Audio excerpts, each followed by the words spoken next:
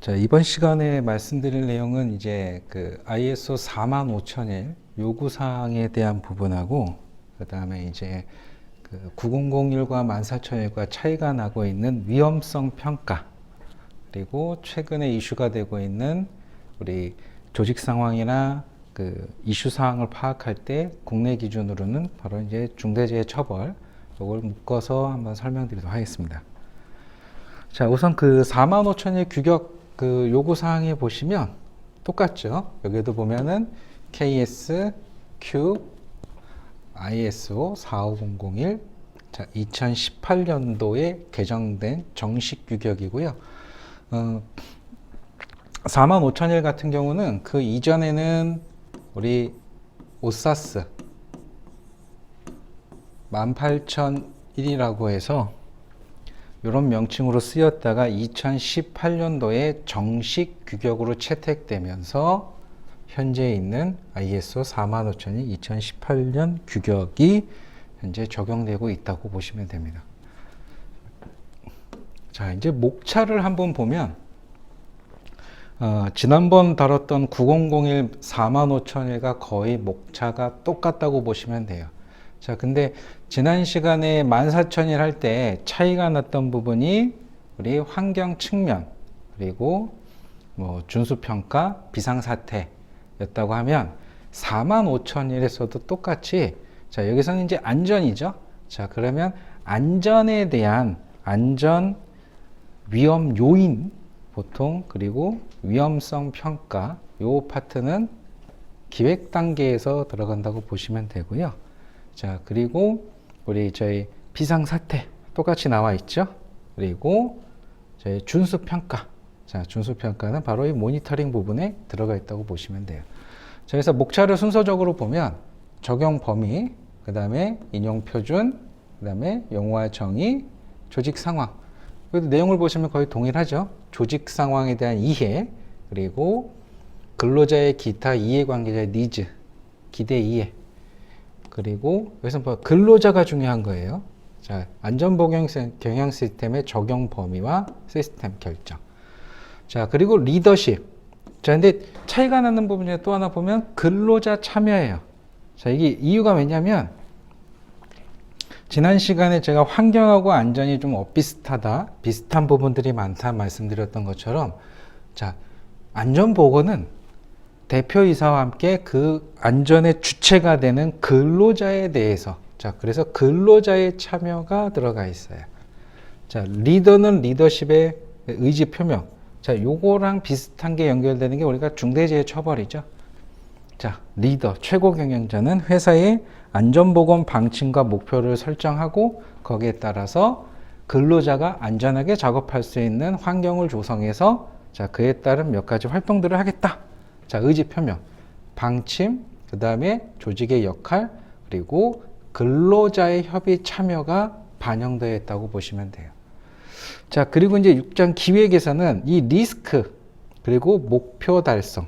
자, 리스크에 이제 들어가는 게 지난번 환경에서는 리스크가 환경 측면 요인들에 따른 환경 영향 평가를 통해서 환경 영향을 줄이는 것이 목표였다면, 안전보건에서는, 자, 산업 안전, 재해를 줄이고자 할 수 있는 활동들, 같은 줄이는 건데 여기에서는 포인트가 다르죠.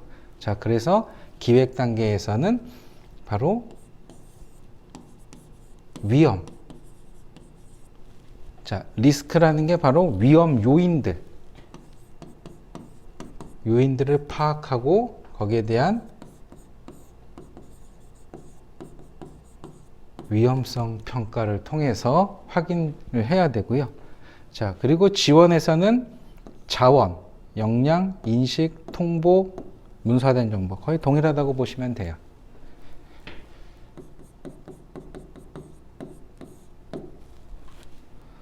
자, 그리고 이제 운용 단계에서, 자, 운용 기획 비상사태.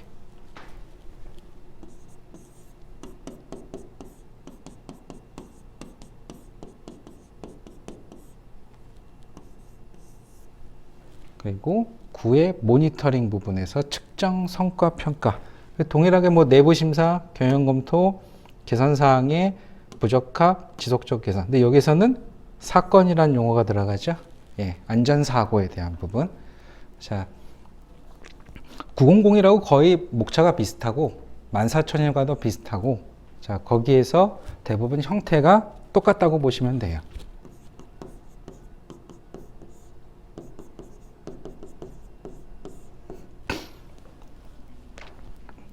자, 그러면 여기에서 이제 목차는 간단히 설명을 드렸고, 자, 그러면 제일 중요한 부분이, 자, 위험 요인, 위험성 평가, 그리고 이제 뭐 비상사태, 준수평가, 이렇게 보시면 되는데, 오늘 메인 내용은 바로 위험 요인과 위험성 평가예요. 이건 나중에 중대재해처벌과도 연결된다고 보시면 되세요. 자, 그러면 하나씩 설명을 드리도록 하겠습니다.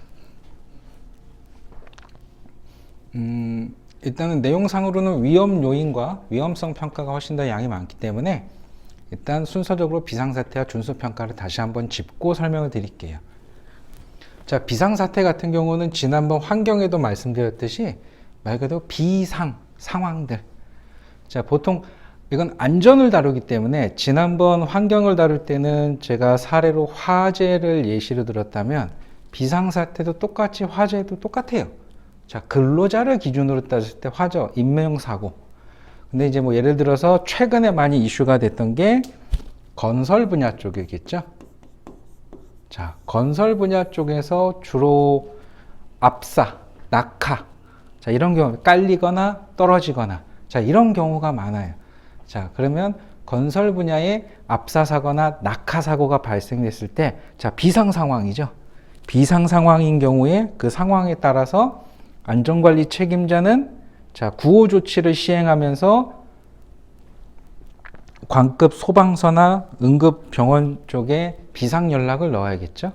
그리고 조치를 통해서 일부 경찰이든 다 신고를 하고, 자, 그 조직망에 따라서 안전 조치. 자, 그게 비상사태라고 보시면 돼요. 자, 그래서 뭐 크게 어려우신 거는 없고요. 자, 그러면 이제 준수평가는, 자, 이따가 요 다음에 설명드릴, 자, 위험 요인과 위험성 평가를 통해서 나올 수 있는 기준점이 되는 법규. 자, 이 법규 같은 경우는 우리가 보통 산업안전보건법이 되겠죠. 자, 이 산업안전보건법을 말 그대로 준수하자. 그 준수를 잘 하고 있는지를 평가하자.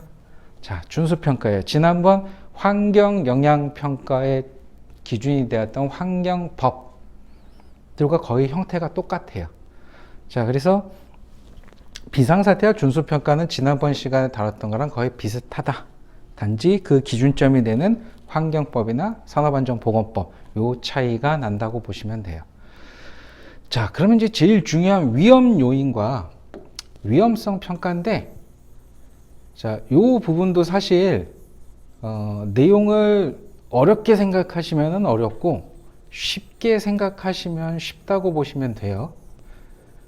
제가 보통 이제 현장 심사 나가시거나 어디 이제 방문하시거나 하실 때 설명드리는 것 중에 보통은 작업 현장, 그리고 작업 현장 또는 건설 현장, 자, 한번 보시게 되면 최악의 상황을 가정해 보시면 돼요. 역지사지라고, 자, 저희가 저기에서 작업을 하거나 일을 했을 때 혹여 만에 하나 무언가 사고가 났을 때, 뭐가 떨어지거나 우리가 아니면은 맞았거나 깔리거나 떨어지거나 또는 어디에 끼이거나, 자, 이런 걸 가정했을 때, 아, 저기는 진짜 심각하게 최악의 상황은 죽을 수도 있겠구나. 아니면 저기는 뭐 사고가 나더라도 그냥 뭐 찔리는 정도, 아픈 정도겠구나. 자, 이렇게 가정해 보시면 거의 10중 8구는 맞다고 보시면 돼요. 왜냐? 상식적인 근거 내에서 논리적으로 실제 어느 정도 기준에 따라서 정해 놓은 거다 보니까 대부분 구분을 정확하게 못 하시더라도 그냥 내가 만약에 저기에서 이런 일이 벌어졌다면 이렇게 상상을 하셨을 때, 아, 이건 진짜 심각하겠구나 라고 생각을 하시면 거의 대부분은 위험하다고 보시면 돼요. 자, 근데 이걸 구체적으로 들어가게 되면 위험 요인들을 알기 위해서는 인자들을 알아야 되는데, 리스크가 바로 이제 위험 요인들이 되겠죠. 안전사고에 대한 리스크. 자, 보통 우리 제조 현장이라든가 건설 현장을 예를 든다고 하면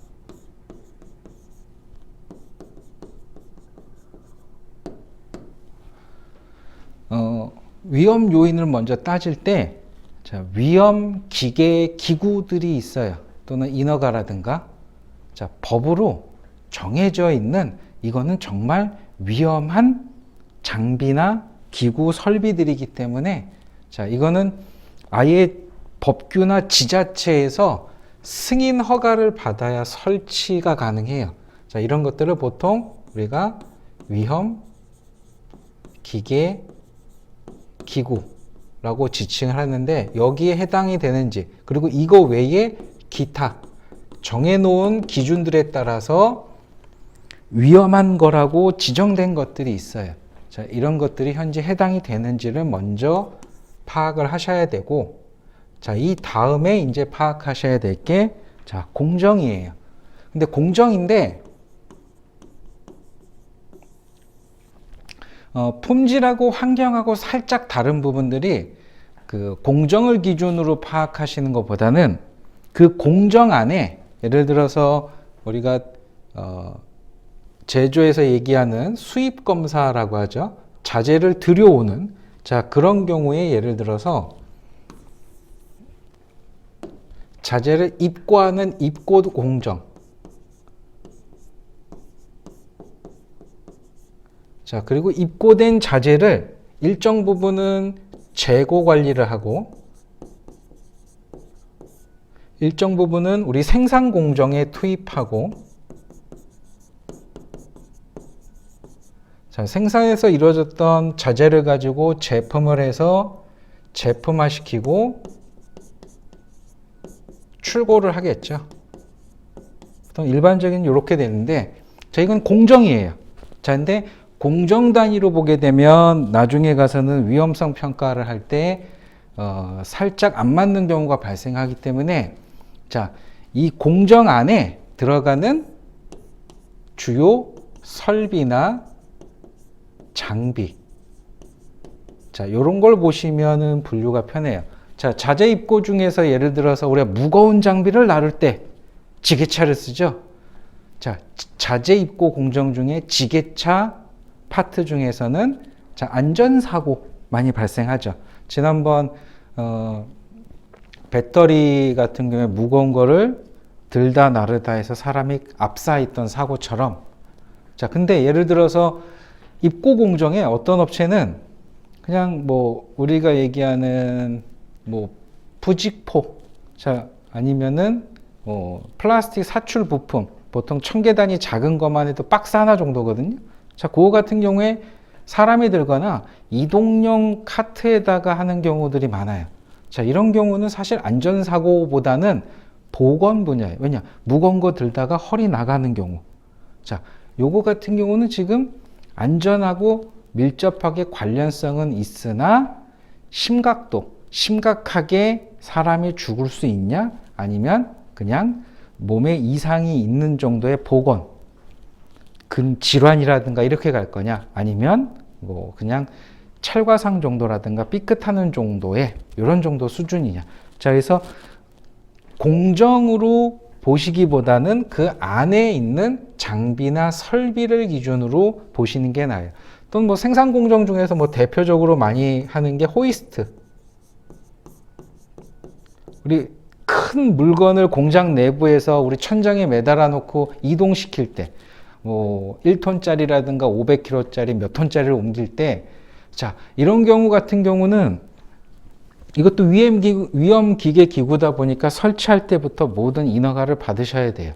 자, 근데 요거 같은 경우에, 자, 안전 관리에 대한 부분들이 대부분 뭐냐면, 이동 동선 사항 중에 무거운 물건을 위에서 나르다 보니까 대부분은 수직으로 낙하하기 때문에, 자, 호이스트가 운영 중일 때는 이동 동선상에는 사람이 없어야 돼요. 그래서 보통 우리가 하단 바닥에 동선 표시를 하죠.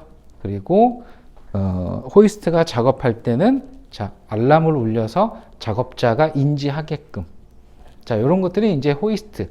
자, 거기에 따른 이제 위험성 평가를 할 때는 바로 장비 설비를 기준으로 보시는 게 나으세요.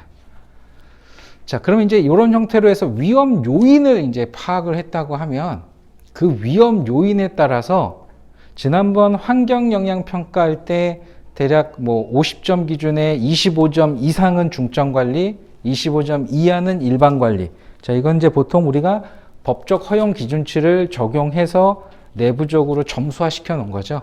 자, 위험성 평가도 똑같이 돼 있다고 보시면 돼요. 자, 그럼 이제 위험성 평가라는 거를 왜 중요하냐면, 지금 내년부터 이슈가 되고 있는 이제 중대재해처벌법이죠. 뭐 지금 현재도 이슈가 되고 있긴 한데, 50인 미만 사업장에 대한 부분. 자, 지금 현재 건설업은 그나마 조금 나은 것 같아요. 왜냐? 그동안 매도 먼저 맞은 게 낫다고 매체에서 가장 많이 다뤘던 안전사고의 유형이 대다수 건설 분야 쪽인데, 자, 제조 분야 쪽은 상대적으로 그 이슈가 뭐 몇 건의 사례가 있었죠. 근데 이슈가 그래도 상대적으로 덜 오픈돼 있다 보니 건설 업종보다 더 많은 영세 제조 업체들이 사실상 중첩법에 대한 대응이 전혀 안 돼 있다고 보시면 돼요. 자, 그러면 그 중첩법에 적용되는 50인 미만 사업장들이 향후에 어떻게 대응해야 되냐? 자, 가장 먼저 하셔야 될 게 위험 요인이 뭔지 알아야겠죠? 그리고 위험성 평가를 해야 돼요. 왜냐? 위험성 평가라는 건 지난번 다뤘던 환경영향평가처럼 우리 해당하는 조직, 기업이 산업안전보건법, 중첩법에서 요구하는 자, 어느 법규에 해당돼서 어떤 걸 우리가 지켜야 되는지, 자, 그걸 알고자 하는 행위가 바로 위험성 평가예요. 그냥 평가를 해야 어떤 부분들을 일반 관리하고 중점 관리하고 중점 관리 대상은 피해도나 심각도나 사람이 죽을 수 있는 중대재해가 발생할 가능성이 높기 때문에 당연히 관리를 해줘야겠죠. 그래서 작년도에 고용노동부에서 나왔던 개정 시행령들을 보면 읽어보면 통상 대부분 자, 중첩법을 피해가기 위한 가장 첫 단추는 위험성 평가를 하라는 거예요. 자, 그래서 위험성 평가를 한번 이번에 설명을 드리고 그 다음에 뭐 중첩법의 관계를 한번 설명드리겠습니다. 요거를 설명드린 이유는 지금 구조적인 게 경영 시스템상 45,001 구조가 기존에 앞전에 설명드렸던 9,000과 14,001과 거의 동일하고 특히나 14,001 그 환경영향평가랑 위험성 평가는 형태가 거의 비슷해요. 단지 기준점이 되는 환경법이나 안전법이 틀리다는 거. 근데 그거 외에는 거의 형태가 동일하기 때문에 자, 구조적으로는 요 목차를 보시고 뒤에 규격서를 읽어보시면 되고요. 자, 근데 개념상으로는 가장 중요한 위험성 평가를 아셔야 되기 때문에 위험성 평가를 설명드리도록 하겠습니다. 요거는 이제 위험성 평가, 우리 산업안전관리공단에 KRAS라는 위험성 평가 관리 시스템 홈페이지가 따로 있어요. 자, 거기에는 지금 제가 오늘 보여드리는 사례집이라든가 이런 것들이 다 나와 있기 때문에 추후에 산업안전관리공단 자료실에 들어가시면 확인이 될 것 같습니다.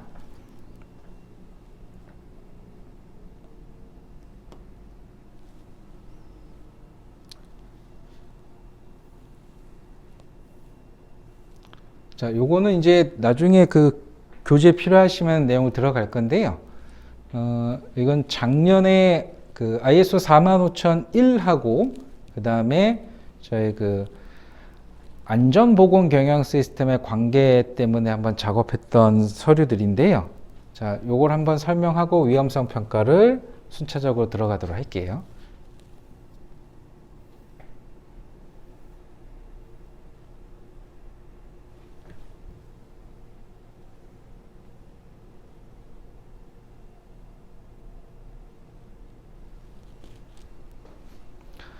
뭐 안전보건관리 체계라고 하는데 그 안전관리공단에서 그 명칭으로 안전보건관리 체계, 안전보건관리 계획서 뭐 다양한 명칭들이 있는데 거의 안전보건 경영 시스템하고 같은 맥락이라고 보시면 될 것 같고요.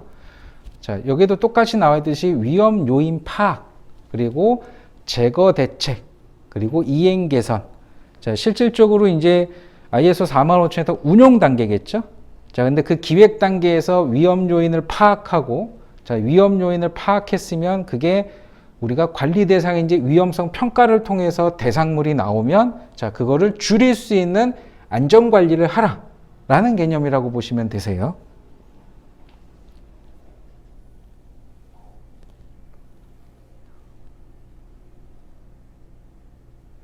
자, 구축 필요성이라든가 뭐 이제 경영자의 기본적인 의무, 우리 45001에서는 대략 리더십과 근로자 참여 거기 안에 들어가 있을 거고, 그 다음에 뭐 사회적 책임이라든가 경영 일부 또는 최근 이슈가 되고 있는 중대재해 처벌.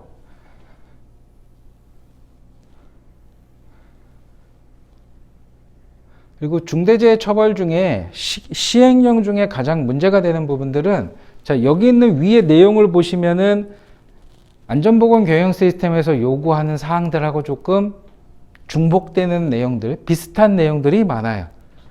목표나 방침 설정, 조직 설정, 그 다음에 업무 지원, 예산 편성, 안전관리자. 자, 이런 내용들이 있는데 가장 지금 현재 이슈가 되는 항목들은 바로 8, 9번, 특히 9번 항목이에요. 자, 우리나라 모든 산업 시스템 구조는 건설도 포함해서 다 도급 용역 위탁 시에도 관련 기준을 마련하라는 게 가장 큰 어려운 숙제라고 보시면 돼요.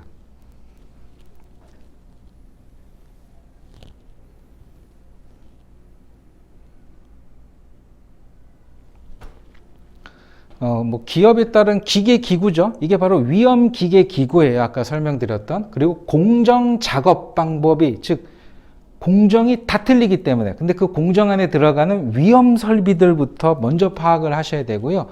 그 여건에 맞게끔 구축하기 위해서 제일 필요한 게 바로 위험성 평가라고 보시면 돼요. 이걸 관리하기 위한 수단 중에 하나가 저희가 여태까지 지금 설명을 들으셨던 안전보건 경영 시스템이에요. 그리고 그 중에 툴이 바로 45001. 코샤 MS 같은 경우는 45000이라고 거의 흡사한데, 자, 이거를 해주는 기관이 바로 안전관리공단에서 인증서를 준다고 보시면 돼요.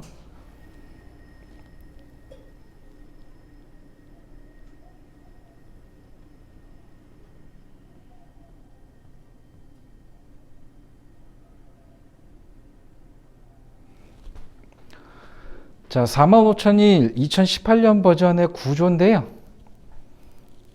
현재의 보건 성과, 이게 9001에서는 고객 요구사항이 되겠죠. 요구사항이 고객 만족. 근데 안전보건 쪽에서는 성과 개선이에요. 즉 안전사고 예방, 무재해 사고 이런 형태로 돼야 되고, 자, 거기에서 위험성 개선, 경영자 검토, 안전보건 성과 측정. 자, ISO는 다 성과 측정이 가능해야 되는 것들이에요. 그리고 기본적으로 방침 설정하고 평가하고 개선하고 실행 운영하고 점검 조치 똑같다고 보시면 됩니다.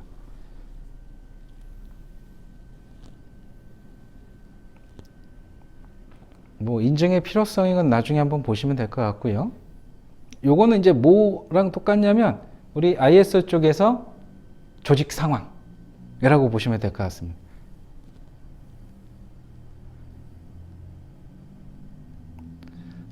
요거 같은 경우는 안전보건 경영 시스템이나 중처법에 관련된 것 중에 개념 정도만 이해하시면 돼요.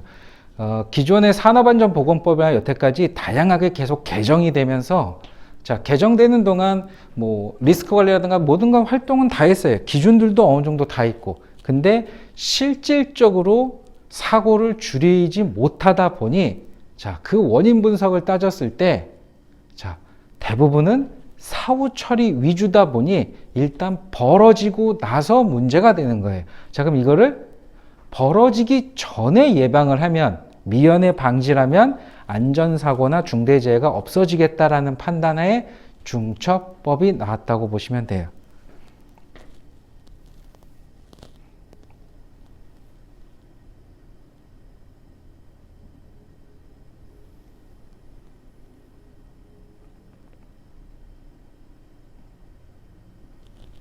이거 안전보건관리 구축 위한 7가지 그 중요 핵심 요소인데요. 이 내용이 거의 대부분 안전보건 경영 시스템 45,000일에도 똑같이 들어가 있다 보시면 돼요. 경영자 리더십과 근로자 참여가 있었죠. 5장에. 그리고 위험요인 파악 기획 단계, 위험요인 제거 대책 운영 단계, 비상조치 8장, 도급 용역, 평가 계산, 모니터링. 자, 이쪽에서 다 보면 45,000이라고 거의 흡사하다 고 보시면 되세요.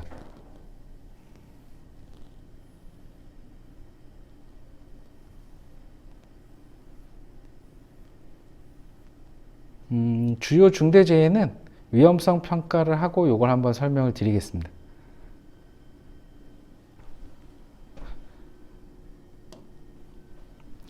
자, 이 자료는 저희 그 산업안전관리공단 자료실에 그 내용이 들어가 있고요. 자, 그 중에 한 샘플을 가지고 한번 설명을 드리도록 하겠습니다.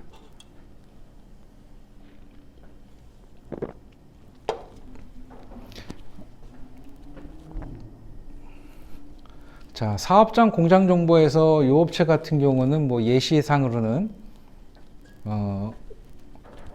원재료, 절단 가공, 도장 인쇄, 운반 설치. 근데 광고물 작성이에요. 아마도 이 업체 같은 경우는 우리 그 아크릴 판넬, 우리 광고판 중에 이제 뭐 돌아다니시다 보면은 아크릴 같은 거 걸려져 있는 광고 판넬을 뭐 제조하고 절단하고 뭐 도장도 하고 인쇄를 하시는 업체 같아요. 자, 그럼 여기에는 지금 공정을 따져 봐야겠죠. 원재료 입고 절단 가공, 도장 인쇄, 운반 설치. 자, 근데 여기에서 이제 자, 아까 설비를 제가 말씀드렸어요. 찌개차, 그리고 실톱, 직소, 그라인더, 절단기, 칼, 그리고 운송수단은 일반적인 차량이죠. 우리 뭐 1톤 그 용달차. 자, 그리고 비계 사다리차. 자, 그럼 여기에서 이제 위험에 대한 부분들. 자, 보면 중량물이 되겠죠. 자, 무거운 물건을 지게차로 나를 정도면 정말 무거운 물건이겠죠. 자, 그리고 절단 가공. 자, 절단기라든가 그라인더 이것 중에 큰 대형 절단기 같은 경우는 위험 설비인데, 자, 여기에서는 주로 우리가 일반적인 공구 개념이라고 보시면 될 것 같아요. 자, 공구 같은 경우는 여기에서는 자, 그라인딩의 소음으로 판단을 한 거고요. 자, 도장 인쇄 쪽에서는 자, 용재. 우리가 일반적으로 화학 물질이죠. 자, 코팅부터 해서 색사 침색제, 착색제부터 해서 자, 이런 유기 용재들 흡입할 수가 있겠죠. 자, 운반물, 다시 중량물, 그 다음에 설치할 때 비계 사다리 차인데, 자, 높은 데서 작업을 하다 보면 떨어질 수도 있겠죠. 또는 안정적인 작업을 하기 위해서는 고정식으로 되어 있던 자, 이런 지게차, 아니, 비계 사다리차. 자, 여기는 불안정한 자세라든가 낙하 사고가 예측돼요.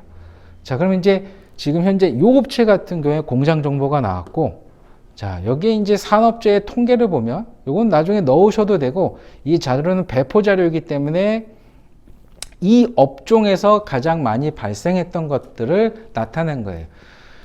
통상 보면은 저희 50인 미만 사업장이 지금 예를 들어서 2,400명, 8,900명, 6,500명, 9,400명 굉장히 많죠.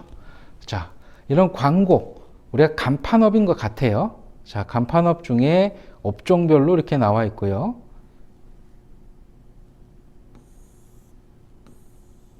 자, 여기 이제 제휴를 보면 50인 이상 사업장 중에 2009년, 10년, 11년 기타 사업은 똑같이 이 시기에 자, 보면은 전문가 기술 서비스업의 비율이 거의 비슷하게 일어나요. 자, 이게 이제 통계의 지표라고 보시면 되고요. 자, 그럼 이제 추정 기준. 자, 요 추정 기준은 잘 보고 계셔야 되는 게, 이거는 이제 단계를 3단계로 나눠 놓은 거고요. 요 단계를 뭐 5단계, 6단계, 10단계는 기업 형태에 맞춰서 나타내시면 되는데, 자, 여기에서 중대성과 강도, 가능성, 이건 이제 뭐냐면 곱셈법이라고 보시면 돼요. 자, 여기에서 보면 6에서 9, 빨간색은 위험이 높은 거, 그리고 3에서 4는 보통인 거, 1에서 2는 낮음. 자, 여기서 보면 현재 상태를 유지하는 거. 왜냐? 발생해도 크게 문제가 없는 것들. 자, 근데 보통부터는 이제 사고로서 인지되고 위험할 수 있는 거. 자, 근데 6에서 9는 사람이 죽을 수도 있는 거. 보통 저희가 얘기하는 중대재해가 다 대부분 이기에 해당한다고 보시면 돼요. 자, 그럼 이거를 어떻게 평가를 할 때 우리가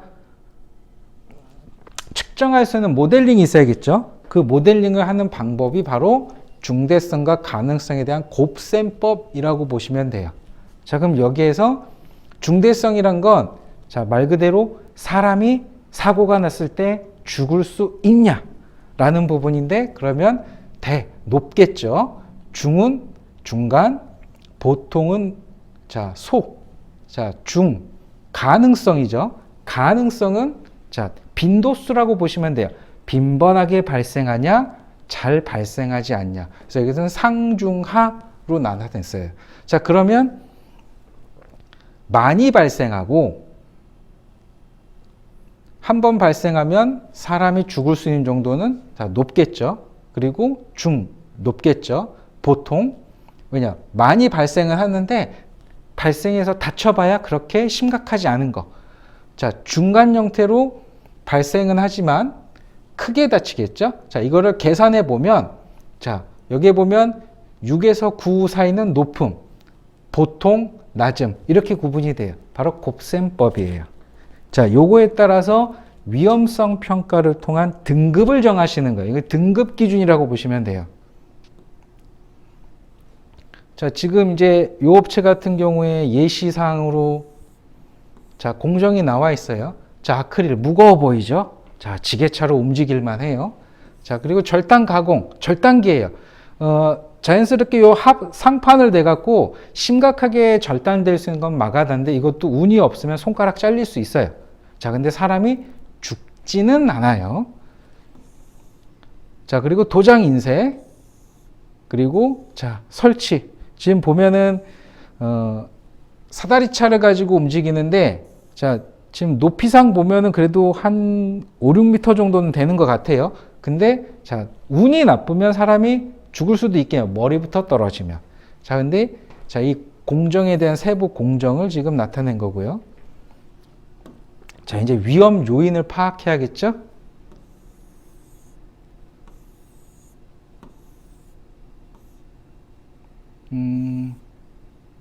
자, 원재료 있고 말고 절단 가공이 낫겠네요. 자, 여기 절단 가공 중에서 기계, 설비, 절단기죠? 협착 위험, 감긴 끼임, 위험 표현. 자, 요렇게 지금 기계적 설비에 대한 위험 요인. 자, 전기는 없겠죠. 감전되는 사고. 화학 물질도 안 들어가요. 생물학적 요인. 자, 작업 특성은 들어가겠죠. 소음. 그리고 근로자의 실수. 왜냐? 졸다가 잘릴 수도 있겠죠. 그리고 뭐 작업 조작을 미숙하게 했거나 또는 반복 작업. 자, 요런 것들이 작업하다 보면은 안전사고를 유발할 수 있는 요인들. 자, 요렇게 해서 위험 요인들을 파악하는 거예요. 뭐 다른 거 하나는 뭐 도장 인쇄 쪽에. 자, 여기에는 도장 인쇄 쪽에 기계 설비, 아까 절단 가공처럼 협착 이런 건 없겠죠. 절단이나. 자, 근데 내용을 보면 증기나 화재가 있겠죠. 용재니까 유기성이라든가 혹여나 발화원에 의해서 화재나 폭발할 수 있는 밀실 공간에서. 자, 그러다 보니까 화학 물질적 요인이 있어요. 근데 그 외에 아까처럼 작업 특성 요인에서 절단기처럼 소음은 없죠. 자, 이렇게 위험 요인들을 파악하는 거예요. 그래서 아까 얘기 나왔던 것 중에 위험 요인과 위험 기계 기구들만 정확하게 인지하시면, 자, 이 회사, 이 공정에 따라서 뭐가 위험한지가 정확하게 파악된다고 보시면 되세요. 자, 그래서 위험 요인을 이렇게 파악하게 되면 뭐가 파악됐는지를, 자, 이건 아까 등급 점수화 지표에 따라서 배점을 매겨 놓은 거예요. 자, 그럼 요인 인자들이 이렇게 나오겠죠? 자, 그러면 이제 요인은 파악됐으니까 평가를 해봐야겠죠. 이걸 진짜 우리가 관리 등급을 매겨서 관리해야 되는지. 자, 그래서 광고물 작성 쪽에 기계 설비 작업 특성 요인. 아까 요게 첫 번째 나왔던 거고, 두 번째 쪽에, 자, 절단기죠. 협착, 위험, 요 부분들을, 자, 위험성 평가를 해보는 거예요. 아까 저희 중대성, 저희 그 가능성을 해보면 중중 4점이죠. 자, 이거는 보통이에요. 보통 같은 경우는 안전덮개나 안전보호구 착용하는 정도의 개선. 자, 그리고 뭐 그라인더에 관련된 자, 안전덮개 이것도 똑같이 4점이죠. 그래서 여기서는 보통 등급이 그렇게 심각한 6에서 9까지 나오는 거는 없어요. 그리고 아까 봤던 도장 인쇄 쪽. 자, 여기서도 보면은 11. 자, 2죠. 낮게 돼 있어요. 자, 이거는 현 상태를 유지. 그리고 여기에서도 등급이 낮기 때문에 현 상태 유지라고 보시면 되고요. 자, 여기에서도 지금 등급이 대부분 다 2예요. 그러니까 보통, 개선, 유지. 자, 그러면 이제 감소 대책 수립, 즉 안전사고를 줄이기 위한 거. 여기는 지금 현재 내용상으로는 심각한 안전 위험 사고는 없는데 보통 정도, 4점 정도 내외가 있었어요. 자, 그래서 그 중에 중량물, 아까 지게차로 활용해서 하고 있는 그 중량물에 대해서, 그리고 협착, 절단기, 그리고 아까 저희 사다리차 올라가서 하는 우리 설치 작업. 자, 요거 같은 경우에 다 위험성은 보통이고 해당 관련된 법규는 이렇게 돼 있고, 그거에 따라서 감소 대책은 뭐 스트레칭이라든가 안전덮개 설치 보호구 착용을 통해서 위험성이 낮아졌다. 즉 보통에서 낮아진 거죠. 담당자는 누구고 조치 완료했다. 자, 요게 위험성 평가예요. 저희가 그 클린 사업장이라고 들어보셨던 것들을 진행할 때 그 해당 관할 안전관리공단에서 가장 먼저 물어보는 게 위험성 평가를 했냐. 자, 그게 바로 요 놈이었어요. 자, 그래서 위험성 평가를 왜 설명드렸냐면 이 위험성 평가를 정확하게 아셔야 안전보건 경영 시스템의 내용을 정확하게 인지하실 수 있으세요. 그래서 제일 중요한 게 시스템에 대한 기본적인 뭐 골격이나 뼈대는 9001을 이해하시면 되고, 자, 환경과 같이 안전보건은 안전보건에 대한 법규를 디테일하게 다 읽어보시지는 못하더라도 자, 최소한 어떻게 해야 되는지, 그 중에 위험 요인을 파악하고 위험 요인에 따라서 환경 영향 평가를 어떻게 하는지를 정확하게 아셔야 된다고 보시면 돼요. 그래서 이 45001 목차 기준 설명할 때 가장 핵심적으로 정리를 해보면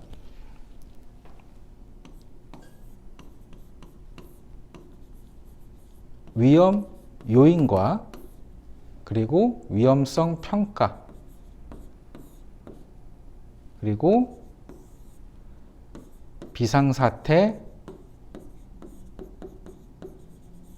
그리고 준수평가. 자, 요거를 기억해 두시고요. 마지막으로 사례 중에 중대재해 사고 사례들을 하고 마무리하도록 하겠습니다. 자, 아까는 그 절단기라든가 또는 도장인쇄 쪽이었죠. 자, 요 같은 경우는 떨어짐이에요. 2020년도에 328명이 사망하셨는데 그 중에 사고 사례, 사고 원인 같은 경우는 통로 위설치라든가 안전관리 미흡. 자, 그래서 이거를 줄이기 위해서 대략 안전통로라든가 기본 수칙에 대한 교육, 그리고 작업 시에 관련된 활동관리, 안전관리 감독자에 대한 점검 실시. 자, 이런 걸 통해서 줄이는 거예요. 최근에는 이거를 어떻게 하냐면 스마트 안전관리 시스템, 출입통제 시스템이라든가 작업자가 안전장구를 잘 착용하고 있는지를 모니터로 다 측정하거나 알 수 있게끔. 자, 그런 시스템도 도입이 되고 있는 상황이고요. 자, 끼임 사고 같은 경우도 여기 같은 경우에는 사출 성형기, 큰 거죠. 작은 게 아니고 그 안에 들어가서 작업하다가 왜냐? 동료가 잠금 버튼을 눌러서 그래요. 자, 이러면서 끼였겠죠? 자, 이런 안전사고. 자, 이거를 당연히 줄일 수 있는 재해방지 대책들이 나와 있고요. 그리고 부딪힘 사고, 그리고 맞음, 그리고 질식 사고. 자, 이런 것처럼 산업안전관리공단의 각 사고 유형별 이런 통계 자료나 교육 자료들이 다 나와 있어요. 자, 뭐냐면 여기에서도 똑같이 나와 있듯이 위험한 요인들을 파악하고 위험성 평가를 통해서 거기에 대한 원인을 찾아내고 줄일 수 있는 재발 방지 대책을 수립하고 관리해야 되는 게 산업안전보건법의 취지예요. 마지막으로 말씀드리면 오늘 안전보건에 관련된 요구사항을 해설을 하면서 최근에 이슈가 되고 있는 중대재해처벌법에 관해 연결해서 설명해 드리면 여태까지의 대부분 사후 조치의 개념의 산업안전보건법의 관리 주체의 포인트가 자, 사전 예방을 하자. 자, 그 취지에서 중대재해처벌을 만든 거고요. 자, 회사의 가장 중요한, 특히 중소기업에서 가장 모든 실권을 들고 있는 리더, 최고 경영자죠. 자, 최고 경영자와 근로자의 참여가 이루어지지 않아서 그런 거예요. 자, 이거를 여기에도 보시면은 5장에 리더십 외에 근로자의 참여가 있잖아요. 자, 근로자의 참여를 통해서 근로자가 작업하고 있는 안전한 공정에 대해서 예방책을 수립하고 때에 따라서는 비용을 사용해서 안전관리가 이루어질 수 있게끔, 그게 안 되면 중대재해 처벌을 하겠다. 이런 같은 맥락으로 나왔다고 보시면 되겠습니다.